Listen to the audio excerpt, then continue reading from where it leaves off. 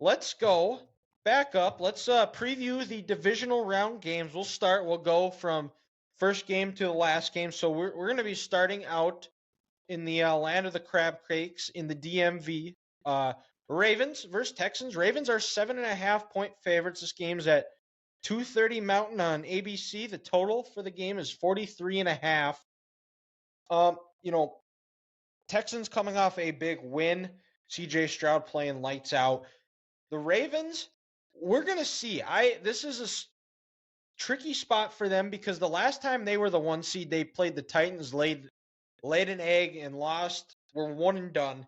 How will they respond after having 2 weeks off? It feels like they are a team that should have been playing and needed that to ride that momentum going in. But for the Ravens, if you're Lamar Jackson, don't try and press. It felt like his last few playoff games that he has been in, he tries to press early and puts himself in some bad spots where he'll turn the ball over, interception or fumble.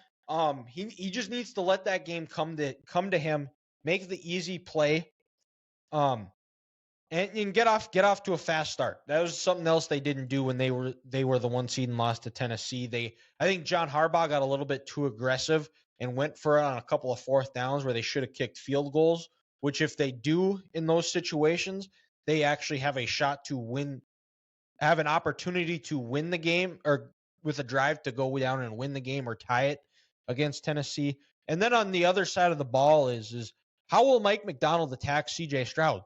Jim Harbaugh, John's brother, brought Mike Macdonald in to help beat Ohio State. Mike Macdonald is 1-0 against CJ Stroud in his career at beating Ohio State for the first time. The big thing is they can't let those explosive plays happen. That's what happened with Cleveland is they were able to go over the top. And the Colts go over the top. They need to keep everything in front of them. I think Mike McDaniel has that type of defense that will make them go the length of the field. And is Houston disciplined enough to where if they're not hitting those explosive plays, will they try to press and try to force something and then bait CJ Stroud into an interception or a turnover of sorts? What are some of your guys' keys to the game? And then we'll, like last week, we'll come back around and do our predictions.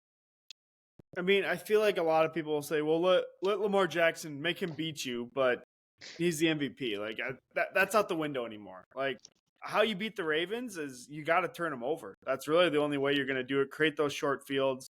I don't think they're going to get these explosive plays on Kyle Hamilton deep down the field. He's too good. And he's honestly, second year, if I want to say? Second year. Yeah, and he's unbelievable. But they're going to just have to dink and dunk it, and if they get a short field, take advantage of it, because we just saw like the Rams last week. If you don't take advantage of the red zone, you're not going to win in the playoffs. And yeah, guys, I think for the Ravens, in a weird way, I think they gotta come out and they gotta establish the run right away. Dylan, to your point, let those nerves for Lamar kind of calm down. I think sometimes he can be his own worst enemy, and then if they come down, they can get Houston to bring one of them safeties down in the box because they're worried about getting 4, 5, 6, 5 yards again a carry. Then you can take a deep shot with Zay Flowers and get that going. And then also, the Ravens led the NFL in sacks this year. Well, you know what? If you want to beat CJ, you got to do it again, because I know you mentioned Mike McDaniel is 1-0 against CJ. CJ also threw for 394 yards in that game and 2 touchdowns. It wasn't Michigan's defense. Aiden Hutchinson had a game, but it was Michigan's offensive line that was dominant in that game. So if you let CJ have a clean pocket and he gets that confidence going, it could be a long day for Baltimore. Because Dylan, you're right. I think they're a streaky team, and taking a couple weeks off, maybe they got out of their groove.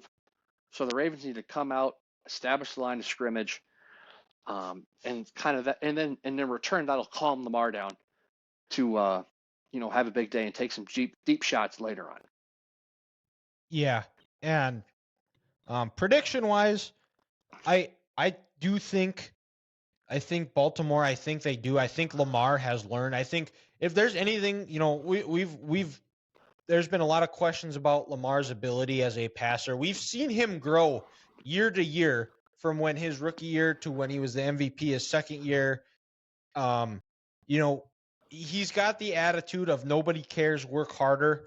And we've seen him grow, and they've done a really nice job of developing pieces. I think Todd Monken has done a great job calling the offense, and you've seen the trust and the comfort that they have with between the two, something that was missing towards the end of the Greg Roman era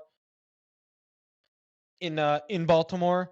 And I do think Baltimore is going to come out and they're going to make those easy plays. I think they're going to get out to a lead, and they're going to be able to play from in front and lean on that running game.